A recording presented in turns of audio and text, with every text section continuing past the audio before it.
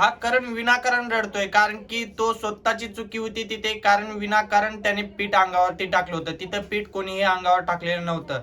तर चला मित्रांनो, ह्या व्हिडिओमध्ये आपण हेच सगळ्या गोष्टी बोलणार आहे आणि हेच सगळं सांगणार आहे की कुणाची चुकी होती आणि काय नाही ते. मित्रांनो, व्हिडिओला शेवटपर्यंत बघा, कारण की व्हिडिओ हा खूप महत्त्वाचा आहे. या व्हिडिओमध्ये सगळ्यांना समजून जाईल की कुणाची चुकी आणि कोण नाही ते. फक्त करण आणि रुचिताचंच भांडण नाही, तर आपण सगळ्या गोष्टीवर बोलणार आहे. स्टार्टिंग पासून सुरुवात करूया.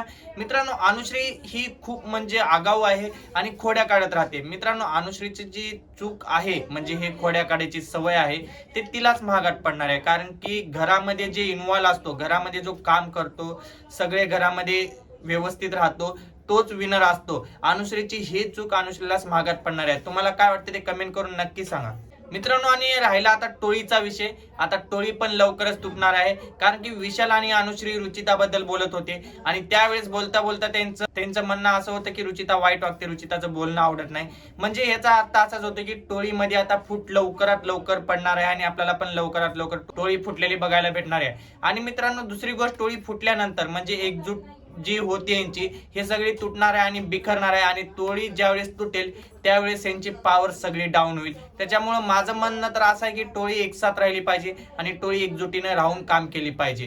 कारण असं एक दोघांचं ऐकून विशाल जो आहे तो जास्त तन्वीला म्हणजे इफेक्ट देतोय, कारण की त्याला तन्वी आवडते वाटतं आय थिंक, पण तन्वी त्याला भावच देत नाही. त्याच्यामुळे ते थोडंफार इकडे तिकडे होत चाललंय, पण टोळी मोडणार एवढं 100% आहे. भाई जे भांडणं झालं होतं रुचिताचं आणि तन्वीचं, नॉर्मली होतं, एकदम नॉर्मल बोलू शकले असते. ते पहिलंच त्यांनी काढले होते, कशामुळे तू दूर गेलीत, कशामुळे मी दूर गेले, तर हे नॉर्मली पण मिटवू शकलं असतं. नॉर्मली बोलून सगळं सहमतीनं झालं असतं. पण रुचिता आणि तन्वीला आवाज वाढायचा आणि विनाकारण बडबड, एकही त्याला कारण नव्हतं, 15 मिनिट विनाकारण बडबड ऐकावी लागली. आणि त्या भांडणाला काहीच नाही संबंधच नाही. आणि भांडणं मिटल्यावर पण त्या भांडणाचं काय होतं ते संबंध नाही.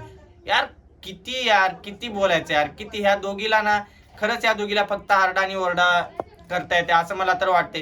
अरे यार, आरबी सरच्या कुठे लाटणं टाकते ते तर मी पागलच आहे थोडी डोक्याने. आरबी सर बोलतायत लाटणं नको टाकू, तरी ते तिथंच खुपसते. काय सीन आहे यार. आरबी सर सोबत सगळेजण मजाकच करतात आणि आरबी सर सगळ्यांना समजून घेतात. ठीक आहे, आरबी सर एक नंबर माणूस आहे, त्याच्यामुळे सगळ्यांना समजून घेतात. आणि आजचे जे टास्क होते ते एकदम खतरनाक लेवलचे होते, एकदम प्रो लेवलचे टास्क होता आजचा एक नंबर, आणि मला तर तो आवडला. आता राहिला विषय रुचिताचा आणि करणचा. तर स्टार्टिंग बघा मित्रांनो, सगळेजण पीठ घेत होते किंवा पापड घेत होते, पण करणचं वेगळंच होतं. करण असं तोंडावर एक वेळेस डोक्यावर टाकला ठीक आहे, एक वेळेस पाठीवर टाकला पीठ ठीक आहे, पण करण असं जाऊन समोरून जाऊन तोंडावर पण टाकत होता. ते चुकीचं होतं ना. मग ज्यावेळेस रुचिता अशी टाकत होती त्यावेळेस रुचिताचा हात लागला फक्त नॉर्मली, म्हणजे असं तोंडावरती टाकते वेळेस, तर रुचितावर लगेच करण भडकायला लागला की मला मारली. अरे यार, किती बायामध्ये बाया चाळी करणार आहे करण. मला तर करणचा कुठेच गेम समजला नाही. आणि आता नॉमिनेशन मध्ये गेलाय, त्याच्यामुळे आता हे बायाच्या नादी लागून बाया चाळी करायला लागल्या वाटते. तुम्हाला काय वाटते कमेंट करून नक्की सांगा.